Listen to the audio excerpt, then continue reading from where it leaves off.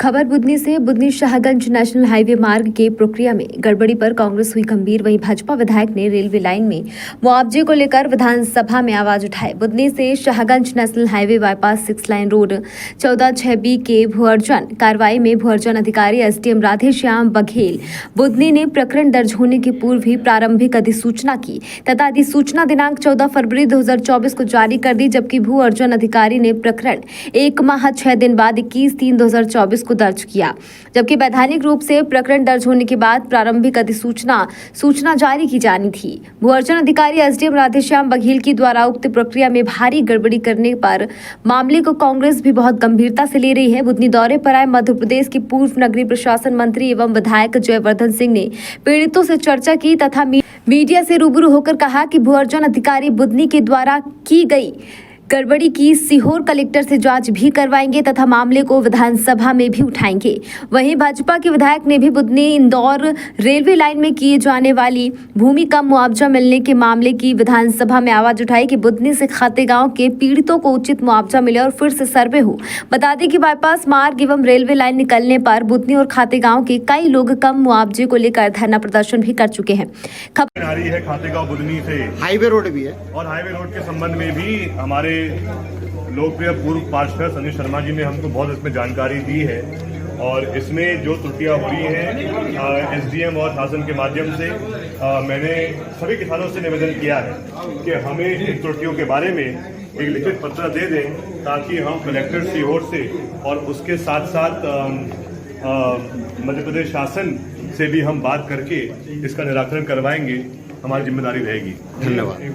वो 2 रोड निकल रहे हैं शाहगंज इंदौर वाले, तो इसमें क्या हमारे 60-70 लोगों के मकान इसमें जा रहे हैं रोड में और अभी तक हमें कोई सूचना या कुछ आज तक दी नहीं, हमें कुछ भी नहीं दिया आज तक। यानी मकान का भू अर्जन या कुछ भी जो भी दावा आपत्ति हमारी वो भी खारिज कर दी है एसडीएम साहब ने। यानी मनमाने तरीके से वो भू अर्जन कर रहे हैं, यानी कोई मूल्यांकन नहीं, कोई नोटिस नहीं, कुछ नहीं हमारे।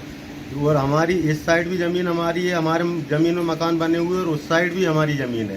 तो हमने सीएम साहब से भी अनुरोध किया था कि हमारी ये रोड यानी उस साइड में कर दो, इस साइड हमारे मकान जो बच जाएंगे। तो उन चुनाव से पहले हमने चुनाव का बहिष्कार का ही बोला था।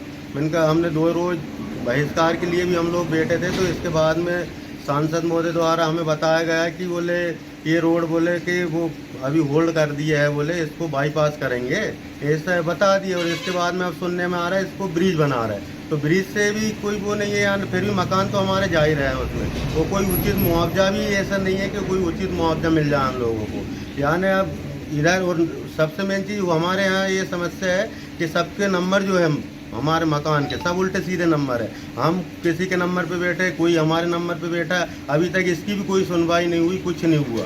वो कई बार हम दो आपत्ति लगा चुके हैं एसडीएम साहब के पास। एसडीएम साहब ने भी कोई संतोषपूर्ण जवाब नहीं दिया हमारे लिए। नमस्कार, सबसे पहले धन्यवाद। आपने किसानों की समस्या को उठाते हुए आपके चैनल का मैं आभारी हूँ कि आप इस न्यूज़ को कवर कर रहे हैं।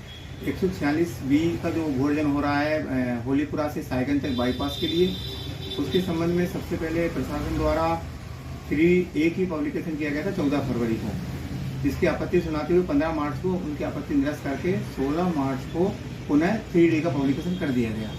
जब मेरे द्वारा किसानों की तरफ से आपत्तियाँ प्रस्तुत की गई थी 3A की और 3D की भी, उनकी कापियाँ प्राप्त की। उसके बाद मेरे द्वारा दायरा पंजी की जब कापी प्राप्त की माननीय अनुभागीय अधिकारी के यहाँ से, भूअर्जन अधिकारी के यहाँ से, तो बड़ा आश्चर्य का विषय रहा कि उनके द्वारा प्रकरण ही 21 मार्च को दर्ज किया गया भूअर्जन का।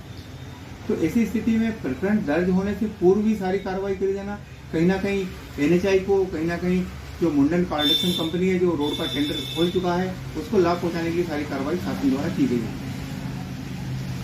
अगर इसके बाद भी कोई कार्रवाई नहीं हुई तो आगे क्या करेंगे हम? इसके संबंध में सर्टिफाइड प्रमाणित प्रतियाँ प्राप्त कर चुके हैं 2-3 किसानों के आवेदन अभी पेंडिंग है। जैसे ही मिलती है हम लोग इसमें उच्च न्यायालय के संबंध में रिट प्रस्तुत करेंगे और सारी भूअर्जन कार्रवाई को निरस्त कराने के लिए, चाहे भले सुप्रीम कोर्ट जाना पड़े किसानों के हित के लिए, मैं पर्सनल रूप से उसमें भाग लेके पूरे भूअर्जन कार्रवाई को निरस्त कराऊंगा। तो आपके हिसाब से जो भू अर्जन अधिकारी हैं एसडीएम राधेश्याम बघेल, उनके द्वारा गलत कार्रवाई की गई है? हाँ, निश्चित तौर पे देखिए, जब हम दस्तावेजों का अवलोकन करते हैं जो प्रमाणित प्रति मैंने आपको उपलब्ध कराई है, कोई भी चीज़ होती है सबसे पहले NHAI द्वारा माननीय भूर्जन अधिकारी को लेटर लिखा जाता है कि हमें इस क्षेत्र में भूमि अर्जित करनी है, तो भूर्जन अधिकारी द्वारा एक प्रकरण दर्ज किया जाता है। उसके बाद 3A का पब्लिकेशन होता है, फिर 3D का पब्लिकेशन होता है। लेकिन यहाँ इसके विपरीत देखा जा रहा है कि सारी कार्रवाई होने के पश्चात प्रकरण दर्ज किया गया है।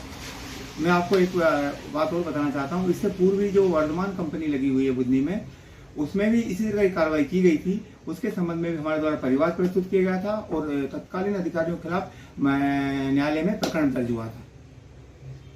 Thank you. पर भारतवर्ष के लिए सीहोर बुधनी मध्य प्रदेश से संजय शर्मा की रिपोर्ट। अपने शहर, अपने प्रदेश की ताज़ा खबरों के लिए लाइक करें, शेयर करें, सब्सक्राइब करें और हाँ, बेल आइकन दबाना ना भूलें, क्योंकि खबर हमारी, फैसला जनतंत्र का।